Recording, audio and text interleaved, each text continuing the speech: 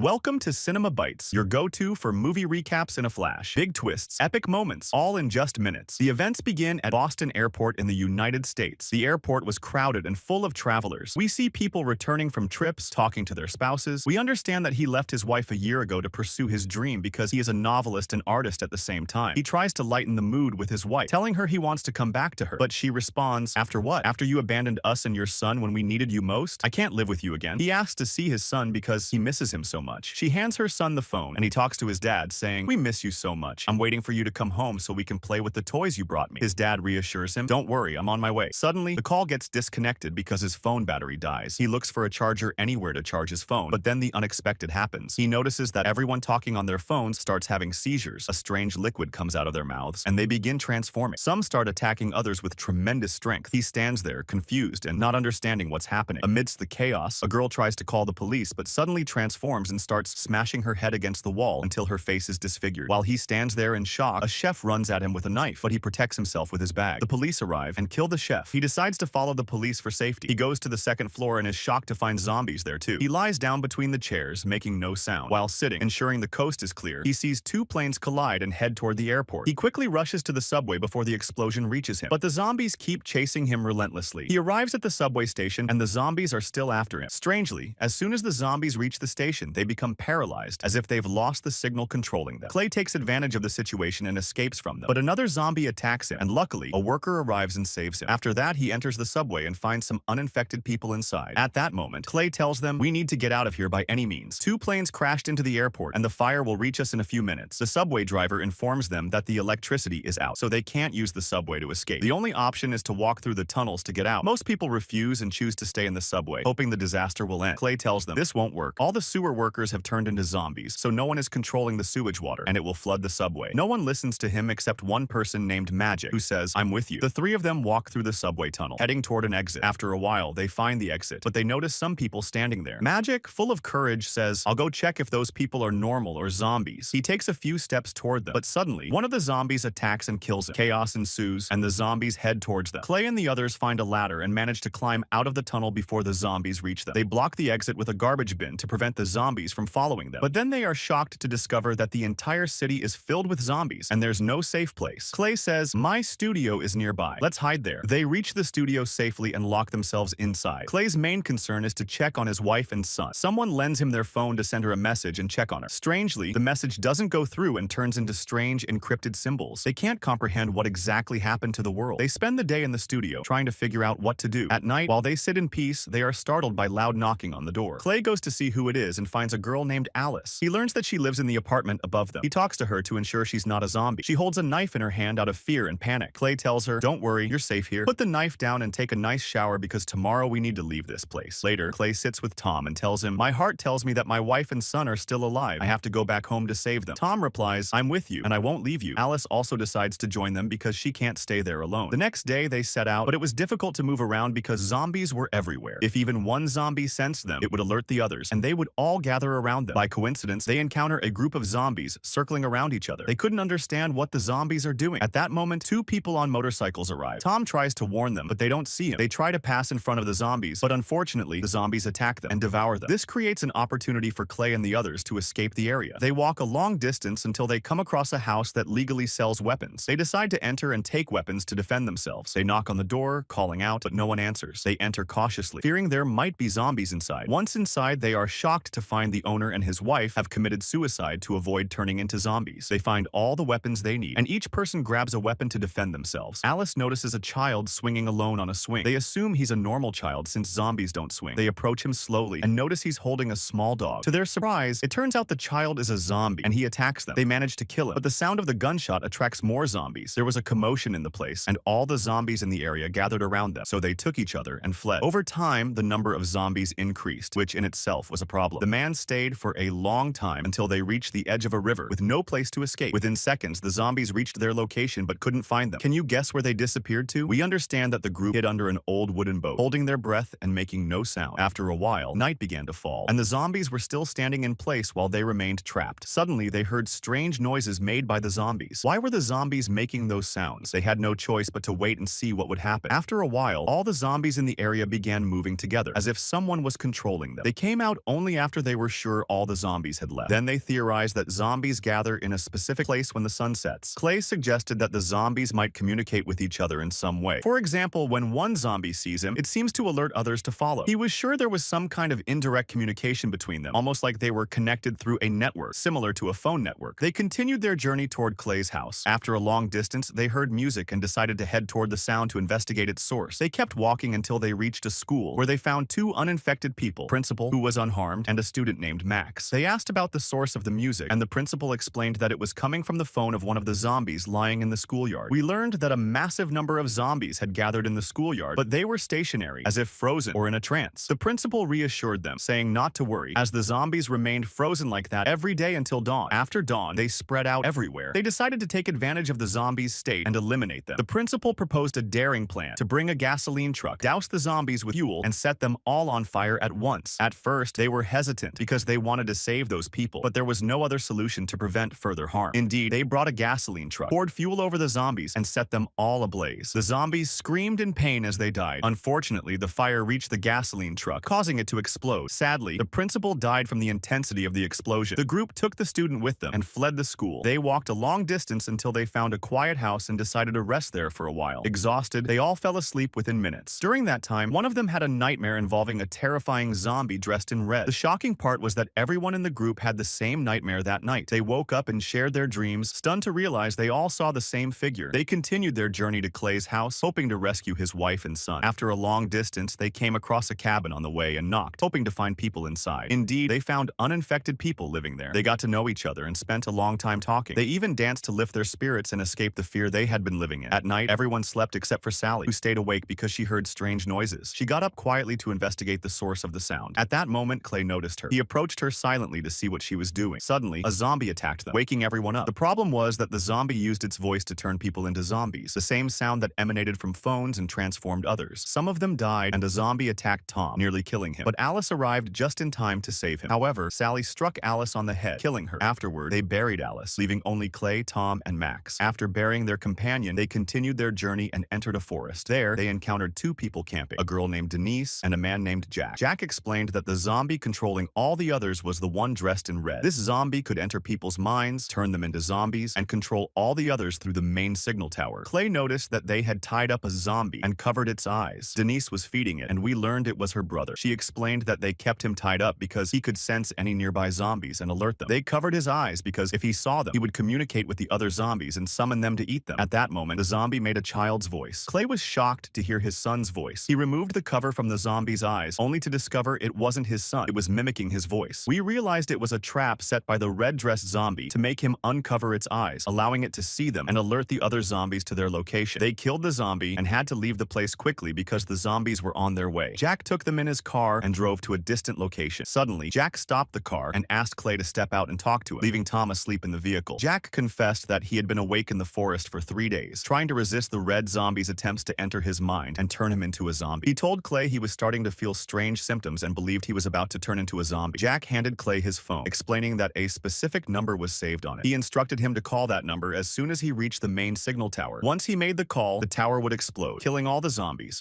Jack urged Clay to leave quickly and save humanity, then killed himself before turning into a zombie. Clay took the car and headed to his house. When he arrived, he hoped to find his wife and son alive, but upon entering, he found no one and felt despair, as they were the only family he had left. By chance, he found a note from his son explaining that his mother had turned into a zombie. As he was about to leave the house, he heard a sound coming from upstairs. He went up to investigate the source of the sound, and suddenly, a zombie attacked him. It tried to kill him, but Tom, bless him, saved Clay and killed the zombie. Clay discovered that the zombie was his wife, which broke his heart. After that, he decides to blow up the signal tower to save humanity from the zombies. When he gets into the car, he finds a large amount of explosives that Jack has prepared to blow up the tower. After that, Clay tells Tom and Max about what he plans to do and asks them to stay safe while he goes to blow up the tower and return to them. Indeed, he reaches the signal tower at night, where all the zombies are gathered around it. He courageously moves among them, as he has nothing left to lose after the sudden death of his wife. The surprise comes when he encounters the zombie wearing red standing in front of him. He drives into it with the car, then gets out and kills it with a weapon. At that moment, Clay hears his son's voice calling out to him, but he doubts it's his real son's voice, suspecting it's a trap. He starts to think his son may have turned into a zombie. However, the surprise is that his son appears in front of him, and Clay can't believe his eyes. He hugs him tightly, hoping it's really his son and not a trap. At that moment, their leader, the one wearing red, regains consciousness and starts making a specific sound. All the zombies in the area mimic the sound, including Clay Clay's son, seemingly trying to turn Clay into a zombie. But Clay holds his son close, gathers his strength, and calls the number to detonate the tower. He does so, and all the zombies in the area die. We understand that he and his son survived the explosion. However, the story doesn't end there. Later, we see Clay walking among the zombies, and it becomes clear that the sounds they made had entered his mind and turned him into a zombie. He begins biting anyone he encounters, turning everyone back into zombies. The film ends with this scene. Don't forget to subscribe for more awesome content. Thanks for watching, and I'll catch you in the next one.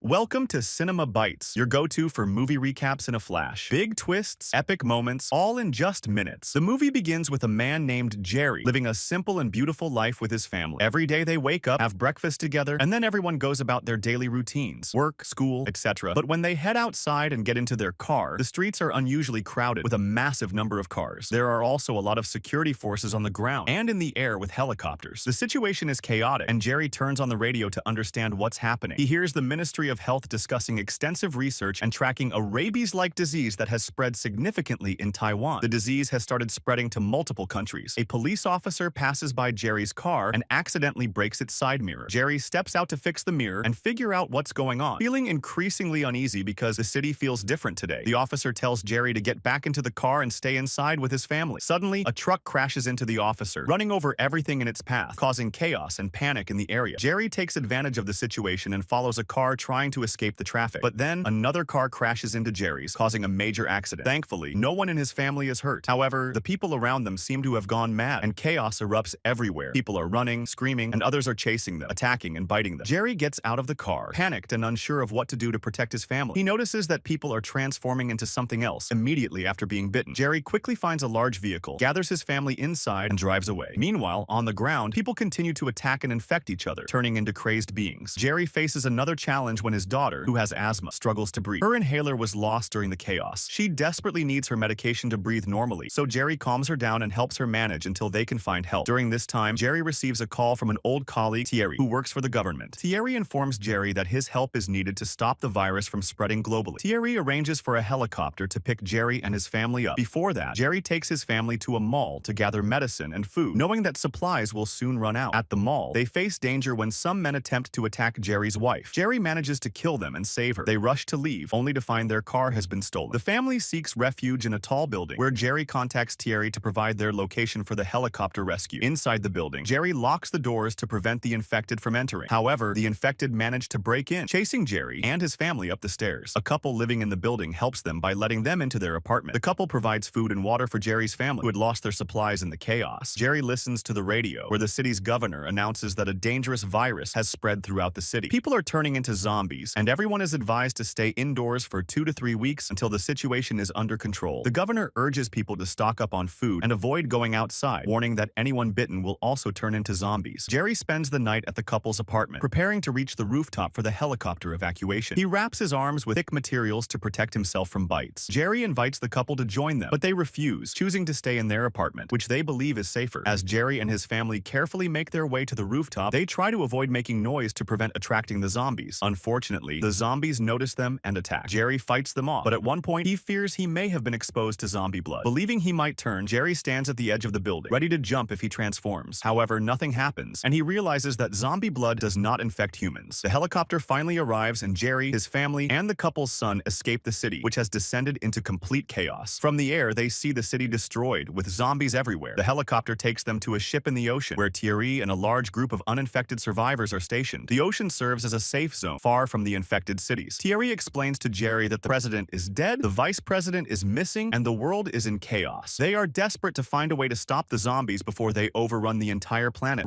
They don't know what to do. Then they discover the source of the virus in Korea, and they send a doctor named Dr. Fastbach there to try to find a cure that can completely destroy the virus to save humanity. At that time, Sari informs Jerry that he has been chosen to accompany Dr. Fastbach and protect him from the zombie threat, and he must agree to their request. If he refuses and leaves, there would be no point in him staying with them on the ship, as his and his family's presence there depends solely on him accepting this mission. Jerry finds no other solution to protect his wife and children except to agree to this suicidal mission, which could cost him his life at any moment. However, he asks them to ensure the safety of his wife and children while he does everything they want. Jerry then goes to bid farewell to his wife, giving her a phone to stay in touch with him throughout this period until he returns to her and their children. Afterwards, Jerry boards the plane with the team and Dr. Fastbach, who is responsible for his protection. Once they land at the designated location, they find the airport completely deserted with no one in sight. They proceed cautiously to avoid attracting attention. Jerry warns Dr. Fastbach not to act on his own and to follow his lead to avoid getting killed, as Jerry is responsible for his protection until the mission is completed and they return safely. However, as soon as they disembark from the plane, zombies attack one of the soldiers. Dr. Fastbach panics and tries to return to the plane quickly, but he slips and accidentally fires a bullet from his gun, which hits his head, killing him before he could even start his mission. Later, the special forces waiting for the plane arrive and take them to their base of operations. There, Jerry learns from the special forces who dealt with the zombies that the zombies are attracted to sound, and that bullets don't kill them but only slow them down unless they are shot directly in the head. Jerry also learns from a soldier named Ellis, who witnessed an earlier zombie incident, about how a doctor who was presumed dead suddenly rose and attacked everyone in the room, killing them all. However, he spared Ellis, possibly because he didn't notice him. They had tried to retrieve documents that could help them understand the zombies, but they burned everything to eliminate any traces of the zombies at the time. The soldiers at the camp then tell Jerry about a man they had imprisoned in a cell, who was the only survivor among the remaining soldiers after witnessing what had happened. They had locked him up to prevent him from harming anyone. The man tells Jerry that if he wants answers to everything happening, he must go to Palestine, as they might know everything and have built high walls around Jerusalem to isolate themselves from the zombies and the pandemic that is taking over the world. He advises Jerry to meet Jurgen, who will explain everything to him. Jerry learns that the man had gone insane and even removed all his teeth so that if he turned into a zombie, he wouldn't harm anyone by biting them. Jerry informs his team that they need to head to Jerusalem, as it's the only solution to understand what happened to the world and why the zombie outbreak spread so quickly. They refuel the plane to ensure they have enough fuel for the journey without needing to land anytime soon. They then move quietly to avoid making noise that could attract the zombies. However, Jerry's wife calls him, and the sound from his phone alerts the zombies, who quickly attack them. Jerry and the team manage to reach the plane and take off just in time before the zombies can get to them. They arrive in Jerusalem, where they are granted permission to land. Jerry asks to meet Jurgen, and when he does, he questions him about when and why they decided to build such high walls. He wonders why only they took such measures and what made them believe the world would be destroyed in this way. Jurgen explains that humans only believe in something when they experience it and are shocked by it, unable to find a way out, and then regret what has happened. He says that if someone had claimed zombies would take over the world, no one would have believed them, and they would have been called crazy. He adds that he decided to build those walls long ago to protect themselves and provide safety, and now the whole world wishes to live there. Jurgen also recounts how, in 1973, the Israelis thought they had the strongest army in the world until the Egyptians defeated them with hoses, breaking through their defensive lines. Since then, the Israelis have anticipated potential threats and built the walls to protect themselves. He then takes Jerry on a tour of the city to show him the extensive precautions they have taken. He explains that anyone seeking refuge in the city is allowed entry as long as they are confirmed to be healthy and not carrying the infection. However, the zombies outside the walls are drawn to the noise coming from within the city. They begin to pile up against the walls, creating a barrier high enough to breach the city and destroy it. Despite the soldiers' efforts to repel them, the zombies manage to enter the city, attacking everyone everyone inside. Jerry observes the chaos and notices that the zombies attack everyone except an elderly man, whom they pass by without noticing, as if he isn't there. Jerry becomes curious and starts to think about why the zombies ignored the man, but he doesn't have time to figure it out as the zombies continue to attack and infect everyone. The soldiers heroically sacrifice themselves, detonating explosives to kill as many zombies as possible and prevent themselves from turning into zombies. One of the zombies. Then Jerry tries to escape to a place away from the main street, but at that moment, he is surprised by a large army of zombies attacking him and the rest of the guards with him. Jerry notices again that there is a boy who had cancer passing by the zombies without them doing anything to him or even noticing him. Jerry starts piecing things together to understand what's happening. He begins to think that there are certain people whom the zombies cannot attack, such as the old man and the sick young man. He starts wondering what prevents the zombies from attacking them so blatantly. Then a zombie attacks a soldier named Sajin, who is with Jerry, but Jerry manages to kill the zombie. However, the zombie bites Sajin, and Jerry is forced to cut off her arm to prevent the infection from spreading. Jerry stays by her side, counting from 1 to 10 to make sure she doesn't turn into a zombie. When he confirms that she won't turn, he orders the soldier with him to lower his gun. Then, he bandages her arm until they reach the plane to treat her there. However, the pilot of the plane Jerry was on takes off and flies away, fearing that the zombies might overtake the plane after Jerry and his group. Jerry is forced to take a passenger plane to escape with Sajin and the remaining few soldiers. Then Jerry contacts Sari, telling him what happened and explaining that there are specific people whom the zombies don't approach and who are unaffected by the disease. He needs to find out the reason and asks Sari for the nearest medical laboratory to investigate. Jerry gets the coordinates for the lab and heads there. Meanwhile, there is a zombie on the passenger plane with them. It attacks a flight attendant, turning her into a zombie, and then everyone in the second-class section turns into zombies. Jerry tries to get the first-class passengers to separate their section from the second-class section to stay away from the zombies as much as possible. He tells them not to make any noise or speak so the zombies won't enter their cabin. They stack passengers' luggage between the two sections, but while doing so, one passenger accidentally drops a bag near the zombies, revealing their location. The zombies begin to attack them. Jerry grabs a grenade from Sajin and throws it at the zombies, causing an explosion that tears apart the plane and pulls all the zombies out into the air. The pilot manages to land the plane safely, away from danger, even though the plane is completely destroyed and explodes with them on board. Jerry and Sajin survive and support each other as they head to the medical lab to try to uncover the secret behind the virus that has destroyed the world. Jerry becomes very weak and loses consciousness in front of the lab where he is supposed to investigate the cause. 3 days pass with Jerry completely unconscious. Meanwhile, back on the ship where Jerry's family and Sari are, the ship's captain decides to eject Jerry's family from the ship and move them to a ground camp since they haven't heard from Jerry in 3 days. Despite Sari's objections and attempts to convince the captain otherwise, he fails, and Jerry's family is sent off the ship and taken by helicopter to the camp. Jerry wakes up in the lab, tied to the bed he is lying on because they are afraid he might have been bitten and is carrying the disease. Jerry asks them to untie him, and they allow him to contact the number on the radio he has. Sari answers and informs him that his wife and children have left the ship because they couldn't reach him for 3 days. He also tells him that his wife and children have gone to another camp on the ground. Everyone in the lab relaxes when they learn that Jerry is affiliated with the US military and is trying to find a cure for the disease. Jerry requests that they create a strong virus, but with an easy cure that won't kill humans. He sits with the person in charge of medicine and viruses, who tells him that they have tried giving zombies all kinds of viruses, but none of them worked, and no serum succeeded in stopping the disease. Jerry shocks them by saying that this virus isn't for the zombies, it's for humans. He wants to conduct an experiment to figure out how to stop the zombies. Jerry explains everything he observed, like how the zombies avoided the old man, the sick young man, and Sajin after she was infected and her arm was amputated. He tells them that zombies only attack healthy humans without any diseases. The lab team is shocked and tells him that all the viruses are in a section overrun by zombies, making it nearly impossible to access without risking their lives. A human volunteer would need to inject themselves with a deadly virus to test Jerry's theory. Jerry volunteers himself, saying he will inject himself with the virus. Jerry, Sajin, and a lab doctor head to the virus storage area. They open the door separating them from the zombies and manage to enter the infected section. However, the door makes a noise, attracting the zombies. Sajin shoots one zombie in the head, killing it, but the rest of the zombies start chasing and attacking them. The group splits up, with the lab doctor and Sajin retreating to the safe section. Jerry finds the virus storage area right in front of him and enters to collect the viruses. Not knowing which type to use, he decides to take all of them. As he tries to leave, he encounters a zombie waiting outside the room to attack him. Jerry, unsure of what to do, decides to inject himself with one of the viruses to test his theory. After injecting himself, he feels mild discomfort as the virus spreads in his body. He stands by the door separating him from the zombies and opens it, but the zombies do nothing to him as if they can't see him. His plan works, and he discovers how to prevent the disease from spreading to healthy humans. He activates a vending machine to make noise and draw the zombies' attention, then returns to the safe section. And as he was coming back through the zombies, none of them did anything to him, as if they couldn't feel his presence. After that, Jerry starts moving towards the camp where his family and relatives are. At that time, the lab is distributing the vaccine vaccine for the virus to the rest of the world to control the spread of the disease. Jerry reaches his family after they have completely eradicated the virus, and the armies of the world manage to kill all the zombies since there was no longer any way for them to survive. And that's it. Here the movie ends. I hope you liked it. Don't forget to give us a like. If you're not subscribed to the channel, subscribe and activate the notification bell so you receive our videos immediately. Stay tuned for many upcoming movies soon, and I'll see you on the channel.